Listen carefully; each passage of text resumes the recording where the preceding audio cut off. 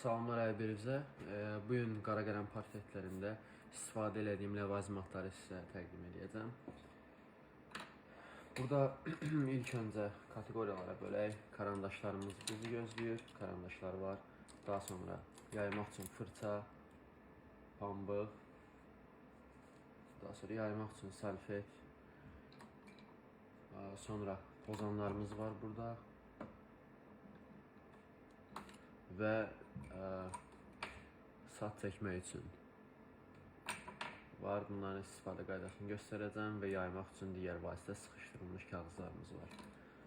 Başlayaq ən əsas, ən vacib olan karandaşlardan. Karandaşların fərqli belə deyək, istifadə yerləri var, fərqli nömrələri var təbii ki. HB-dən başlayır, daha doğrusu H-lardan başlayır, 8H və s. o qədər yuxarı qalxır nömrələrə qədər və 14B-yə qədər tündləşir. Amma 14B falan elə firmalar var ki, elə də istədiyimiz tündlüyü vermir. Bizə ən əsas hansı karandaş firmalara lazımdır, onlardan danışım. Bizə lazımdır Faber-Castell, daha sonra Staedtler Marsimonograf. Faberin çox balaca qalx burada. Faberin belə bir karandaşı var. 9000 seriyasından jumbo olanlardan 2B'dir bu. Arxa fonu işləmək üçün almışdım. Pis deyil, yaxşıdır. Daha sonra Staedtler Marsimonograf var burada. Ən çox istifadə edelim karandaş firmasıdır Staedtler. Çox gözəl yayılır və foto effekti verir vərəqə. Amma Faber-Castell 9000 seriyasında olan karandaşlar həmin effekti vermir. Çünki biraz daha görüntüsü softdur. Bizə lazım olan bu belə bir bozluğu alındırmaq, belə bir bozluğu alındırmaq həmin Faber-Castell'dən elə də mümkün olmur. Amma o da təbii ki, yayılmağına görə istifadə olunur. Sonra bizdə deməli hansı nömrədə karandaşlara lazım olacaq, bunlardan danışaq. Deməli Staedtlerdən başlayasa olsaq əgər, Staedtlerin HB-si, 2B-si, 4B-si, 6B-si, 8B-si və yaxud 9B, 8B-nin yerinə. Bu nömrələr bəs edir, düz nömrələr. Yəni tək nömrələri bir də alıb əlavə xərcə salmağa özünüzə ehtiyac yoxdur. Faber-Castell'in sonra 9000 seriyasından bir ədəd HB olsa çox əla olar. Çünki alt tonda, alt təbəqədə yaxşı yayılır və yaxud hər hansısa bir yaxşı yayılan başqa bir firmanın karandaşını da tövsiyə edə bilərəm. Alıb bunu aldığınız zaman yoxlaya bilərsiniz. Sonra burada başqa bir firma var, ondan da danışacağım. O da çox qəşəng karandaşlar istehsal eləyir. Cretacolor Fine Art Grafit var burada. Bunun da karandaşların effekti qəşəngdir. Bunun 2H və 6B-sini almışam. Ən alt tonlarda və xırda detallarda istifadə etmək üçündür bu 2H. Daha çox amma alt tonda ilk qatda belə deyək, HB-ni işlədirəm. Bəzi şəkillərdə lazım olur, istifadə olunur ona görə.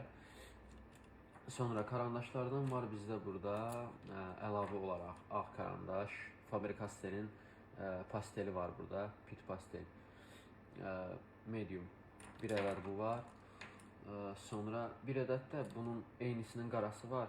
Bu qara rəngli karandaşdır. Bir də bunun qarası var, indi burada deyil. Eynisinin Faber-Castell'in. Qara tünd hissələrdə istifadə olunur və parıldamır pastel olduğu üçün. Sonra burada Staedtlerin Black seriyasından var. Bunlar nə üçün istifadə olunur? Məsələn, deyək, biz tünd bir qaş falan işləyəcəyik və yaxud tündlüyü var da, bu burnun dəliyi var burada. Burnun dəliyi hissəsidir. Bunu artıq bu karandaşla işlədirik. Burada gördüyünüz kimi Black yazılıb, ayrıca fərqlidir bunlar. Və yəni qrafit karandaşlarla eyni, belə deyək, nəsildən sayılır deyə artıq fərq o qədər də çox olmur. Çünki kömür vursaz əgər ağ-qara, yəni qrafit karandaşı ilə qarışdırsaz, orada istənilməyən bir effekt alına bilər. İstəmədiyiniz bir görüntü alına bilər. Amma bunu istifadə edəndə elə də bir problem olmur. Çünki eyni, belə deyək, materialdan hazırlanmayayım, yoxsa nə deyim bunu? Belə. Bunun da dəstində ala bilərsiniz. Belə dəstlərdə satılır. Qəşəngdir, keyfiyyətlidir.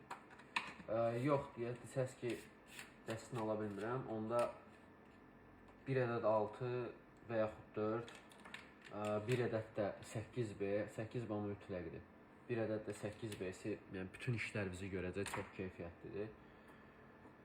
Bunun əvəzinə nə ala bilərsiniz? Bunun əvəzinə Faber-Castell'in mat 14B-si var.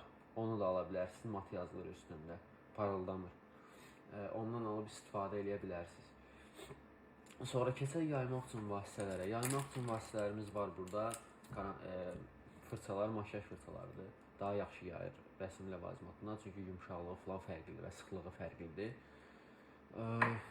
Bunlar da ki, dəst halında satılır. Dəst ala bilərsiniz, tək-tək ala bilərsiniz. Bundan çox danışası elə bir şey yoxdur. Əsas sərtliyinə baxın, sıxlığına baxın. Çox sərt də olmasın, çox yumşaq da olmasın ki, yaya biləsiniz istədiyiniz kimi. Sonra bizdə var burada pozanlar. Belə bir pozan var. Pis deyil, bu da keyfiyyətlidir. Sonra bunun Tombow Mono Zero'ları olur. Onlar da bayağı keyfiyyətlidir, qəşəng pozur. İndi yoxumdur burada. Adi bir pozan var, belə bir pozan. Bildiyimiz pozanlardan. Sonra ton pozanı var burada, xəmir pozan. Bu tonu azaltmaq üçündür şəkildə. Birbaşa, yəni pozmur. Qəşəng bir effekt alındırmaq olur bu pozandan. Akademik işlərdə də istifadə olunur.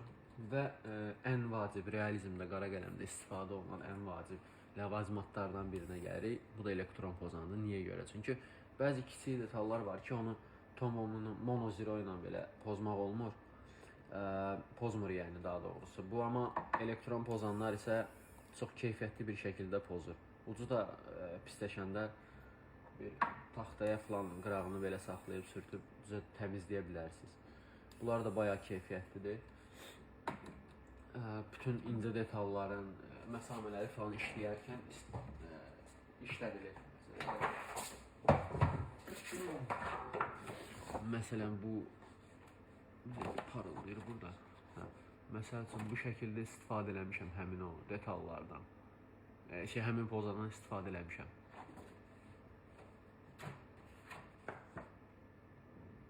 Gördüyünüz kimi. Sonra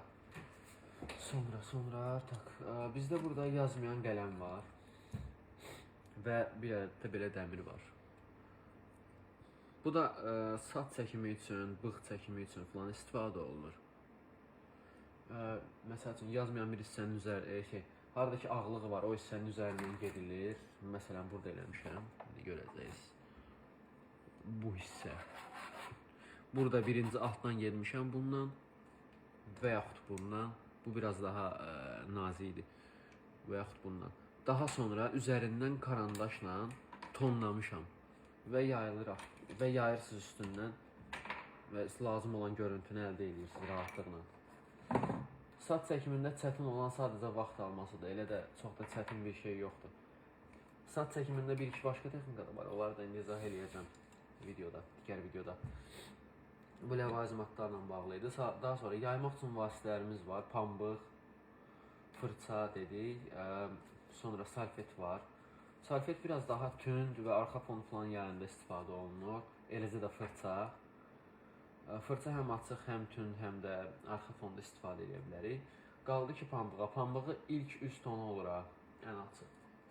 İlk tonlamanı edirik. Onu yaymaq üçün çox iş görür. Amma məsələn, burada biraz tünd hissə var. Bu tünd hissəni salfet və yaxud fırça vasitəsilə yaya bilərsiniz. Belə pambıqla yaysaz istədiyiniz görüntü alınmayacaq. Ləvazimat barədə bu qədər. Ləvazimat barədə bu qədər. Əlavə suallarınızı yazıb soruşa bilərsiniz. İndi bu videonu paylaşım. Ertəsi gün və yaxud elə həmin günün axşamısı digər videomda paylaşacağım. O da artıq birbaşa həm keçəcək tonlamaya. Çünki ləvazimatları tanıtmadan tonlamaya keçmənin bir mənası yoxdur. Ləvazimatları tanıtdım, izah elədim, hansı nə üçün istifadə olunur. Artıq keçəcək tonlamaya. Xoş seyirlər. Paylaşmağı unutmayın videonu.